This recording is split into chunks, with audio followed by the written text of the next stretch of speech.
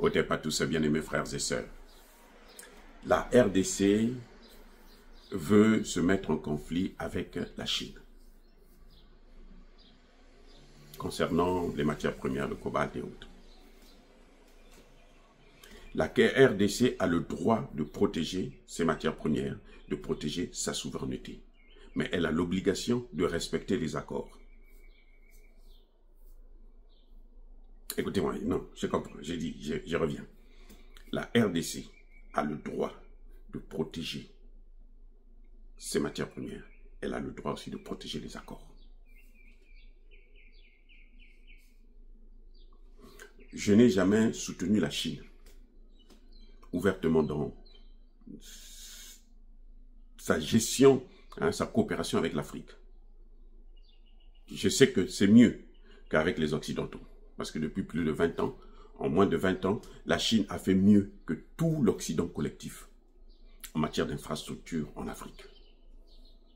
Mais j'ai toujours précisé une chose, c'est que les Chinois sont bons, ils ont la technologie. Ils dépassent maintenant même les Américains. Parce que les Chinois forment plus d'ingénieurs que les Américains. Je l'ai toujours dit. Mais les Chinois, quand vous êtes idiots, ils vont vous baisser la gueule. Ils sont sans pitié avec les gens qui ne sont pas sérieux. Vous avez une Chine qui a signé les accords avec Kabila et Kagame. Dites-moi, qu'est-ce qu'il fallait attendre de ces accords? Sinon enrichir Kabila. Kabila aujourd'hui est quoi? Il est milliardaire, multimilliardaire. Quelqu'un qui est venu en sandales, qui n'avait même pas de pièce d'identité. La pièce d'identité, la première pièce d'identité de Kabila a été créée, fabriquée. Un vrai faux au Congo. Et de multimilliardaire. Encore des accords qu'il a signés avec la Chine. Il ne fallait pas s'attendre à ce qu'il y ait la sécurité, non. Un paramètre de sécurité, ils ne peuvent pas mettre ça pour chasser les Rwandais, alors que le contrat est signé par Kabila et Kagame. Mais ça dit que où on est Congolais et on est allé à l'école, ou on n'est pas Congolais. Le pays là, pendant 18 ans, était gouverné par Kagame et Kabila. Ceux-là même qui ont assassiné Laurent Désiré Kabila. Et comment on peut vous expliquer ça? Comment on peut expliquer ça aux Africains? Maintenant, quand Tshisekedi arrive, il a eu 5 ans.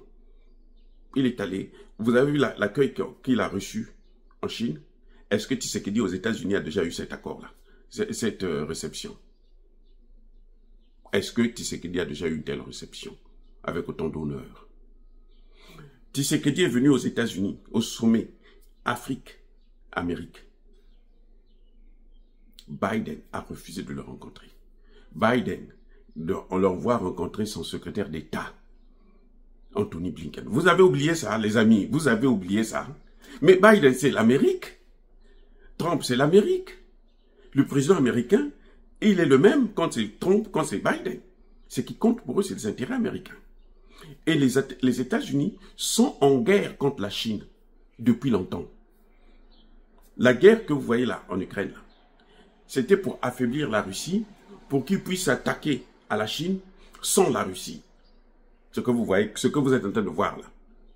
C'était ça la stratégie. Ça a échoué. Parce qu'au contraire, ça a consolidé les liens entre la Chine et la Russie. Ils ont échoué. Maintenant, ils cherchent d'autres paramètres. Les Américains veulent chasser les Chinois parce que les Chinois prennent des... c'est à leur avantage. C'est pour ça que les Chinois sont devenus... Ils produisent même des semi-conducteurs. Il y a tout. Les Chinois sont les premiers dans l'électronique, les voitures électriques. À cause de quoi? Mais du cobalt congolais. Les Américains, qu'est-ce qu'ils font? Ils veulent mettre Tshisekedi en conflit avec la Chine. Qu'est-ce que vous ne comprenez pas là? Maintenant, est-ce que le deal des Américains avec la RDC, ils ont besoin de ça? Non, ils n'ont pas besoin de ça. Les Américains ne sont pas obligés. Parce que les Américains, ce sont eux qui passaient par Kagame pour prendre les mêmes matières premières.